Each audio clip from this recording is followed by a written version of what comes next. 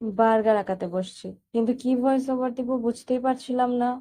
তো ভাবলাম দেখি শুরু করি, কি বলা যায়, তখন এমনিই মনে হবে নি যে এটা বলবো। তো অয়েল প্যাস্টেল ইউজ করেছি আজকে আমি। অয়েল প্যাস্টেল একটু গাঢ় করে রং করতে হয়, না হলে মাঝখান দিয়ে ফাঁকা ফাঁকা থেকে যায়, বাট আমি হালকা করে রং করছিলাম আর হাত দিয়ে বারবার মিক্স করছিলাম। তো অনেকগুলো শেড আমি ইউজ করেছি এখানে: কমলা colour, green colour, yellow colour.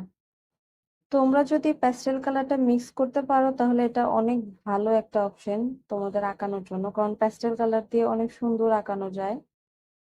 তো আজকে আমি একটু ট্রাই করতেছিলাম যে এটা মিক্স হয় নাকি। তারপরে হ্যাঁ, একটু হলেও ভালো হয়েছে। তো লেটুস পাতা আঁকাইতেছি। এখানে আমি গ্রিনেরই দুইটা শেড ইউজ করেছি। আর উপরে হচ্ছে বানের উপরে যে তিল থাকে সেটা আমি হচ্ছে আমি হাইলাইটার পেন দিয়ে দিচ্ছিলাম, আবার অয়েল পেস্টেলও ইউজ করতেছিলাম।